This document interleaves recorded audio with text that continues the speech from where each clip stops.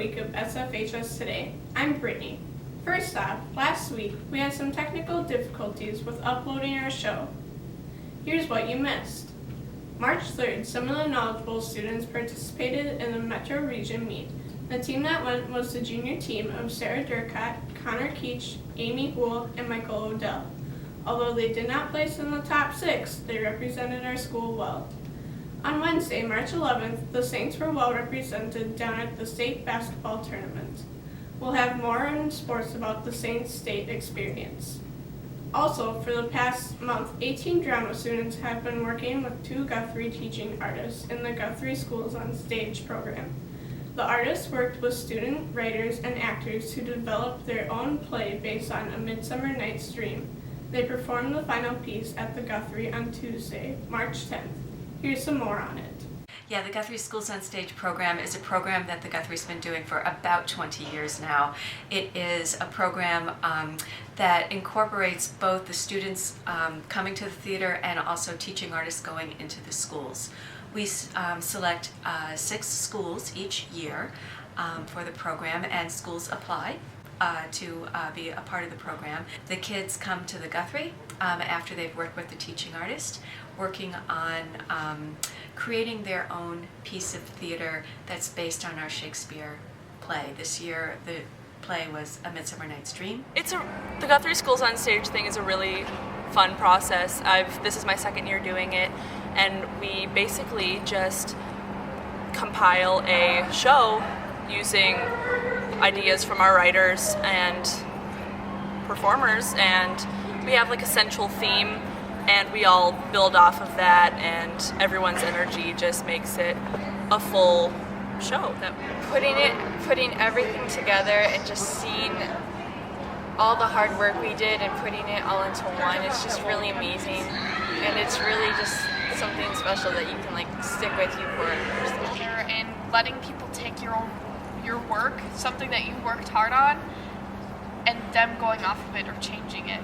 And it was kind of difficult at first because you were like, no, the orchid was supposed to be a joke, don't be making that serious.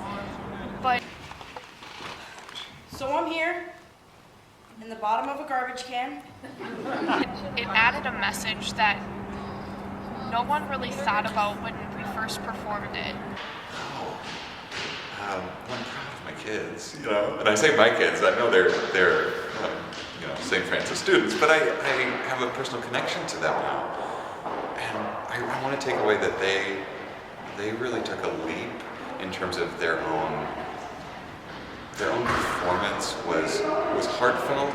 The other groups that they saw, even they reflected upon this today, that those other ones were kind of comedic, and sometimes that comedy was hiding something that was real. And this group from St. Francis went for the heart and said, yeah, there's some comedy, there is something to laugh at, but for the most part, we're really doing something real. So the St. Francis students were just so remarkable and fun and engaged, and there's just something about that particular group of students that's really, how do I say it, they really understand the power of theater. Look at the girl. See how she's fighting back? She's standing up for herself. Though she be but little, she is Fierce.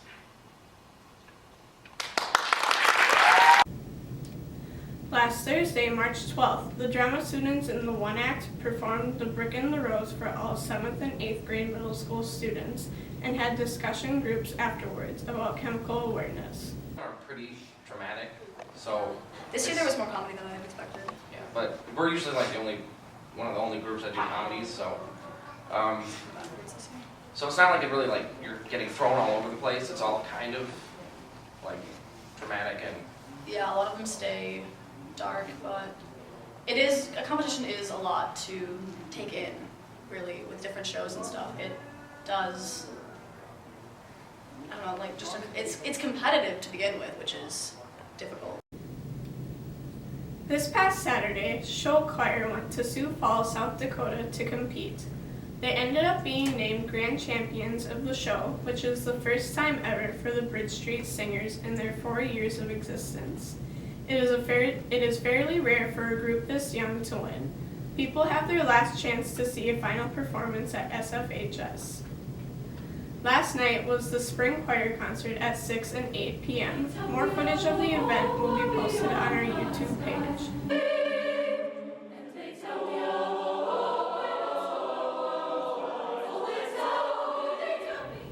Tonight is MORP for all freshmen and sophomores from 7 to 10. Tickets have been on sale all week. In advance, they are $10 and at the door, $15. Have a safe and fun night in the Hawaiian Dream themed dance. Just a reminder for juniors and seniors attending prom, ticket order forms are due with money by next Friday, March 27th. Order forms are by Ms. Schraub's room. Tickets are $55 for seniors, $60 for juniors, and $70 for outside guests. Remember, you need to pre-register outside guests and get approval. Next Tuesday and Wednesday, March 24th and 25th, juniors will be taking math MCAs. Last names A through K will be taking MCAs on Tuesday while the rest have class. Then, on Wednesday, last names L through Z will be taking MCAs. A list of what rooms you are to attend to are in the lunch commons. A modified schedule will be released soon. The third annual Princess Party will be held on Tuesday, March 31st at SFHS from 6:30 to 7:30 in the multi-purpose room. This is a fundraising event for SFHS coronations. Please RSVP by March 25th. This is a chance to bring a special child for an evening of fun. They can take part in many activities while dressed as their favorite fairy tale character. The cost is $15 per princess. If you have a little girl in your life, consider treating her to a royal evening of girly fun. Contact Jamie Helly or Tammy Swarsky for more information and to RSVP.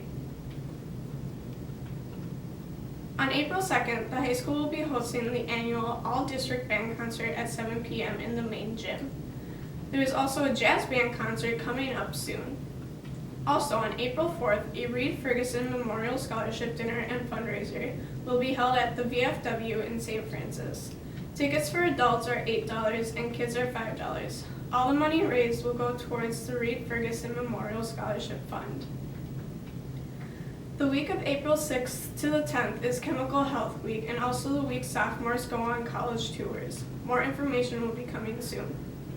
That is all we have for you this week, Saints. Stay tuned for sports and weather. Hey Saints, I'm Natalie. This weekend weather looks to be about normal temperatures. Tonight is a low of 27 and cloudy.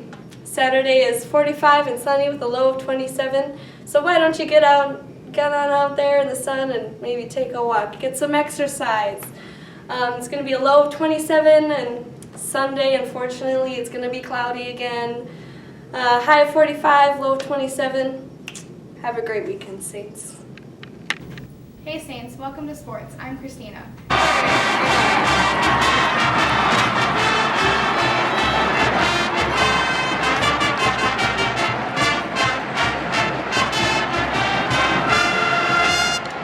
Spring sports have finally commenced. Softball and track started last week, and baseball golf started this week. Tennis starts on Monday. Tennis has no cut policy, so there's a spot on the team for everyone who wants to play. So tell me about tennis. Tennis season starts next Monday. We have a parent meeting this Thursday, so we start practice this next Monday, and that's when the season starts. It's going to be a good season. We got a lot of good, experienced players this year. It's going to be awesome. No cut. Basically, what no cut means is everyone who wants to be on the team, everyone who signs up to play tennis, gets to be on the team or on the JV, or they're involved. They get to come to all the practices, and no one is turned away from the sport and said they can't be on the team. So let's say not everyone gets to necessarily play a match, but everyone gets to be at the practices, and there is a tryout in the practices to see who gets to play the matches, but everyone gets to be on the team. Last Wednesday, the boys' basketball season came to an end at the state tournament as they took on nationally ranked Champlain Park. The final score of the game was 90-47. This is the second time in 2 years the Saints have made it to the state.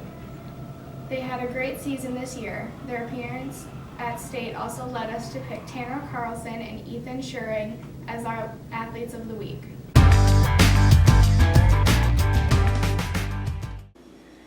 How did Tanner do overall this year? Tanner was a big piece of our team's success. Also, when we struggled again, a lot of times it might have been when Tanner also didn't play up to his potential. But he's a point guard, scrappy, that played a lot of minutes, and he did a phenomenal job on many of the other team's best player, best scorers for us. Really impressive with his obviously lack of overall size, but he has athleticism and toughness and great conditioning that allows him to play well. Ethan was one of those guys that probably could have played last year with our team, but with so many seniors and obviously Blake, he stuck with JV and had a great year, especially towards the end, really blossomed. This year he kind of came out of his shell, showed a lot of his versatility, and he again, when we were doing well, Ethan was a big part of that.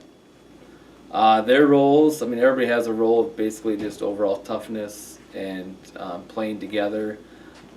Overall, Tanner's kind of our floor general, both offensively and defensively. He's kind of the coach in the court, and that's always going to be a point guard's role, and so he did that exceptionally well. Ethan was kind of a slasher guy. He was our go-to guy. When other guys obviously weren't shooting well or we weren't scoring inside, he was kind of that guy who could do either. And he also was one to always take a charge or bring some toughness and rebounding when we needed it.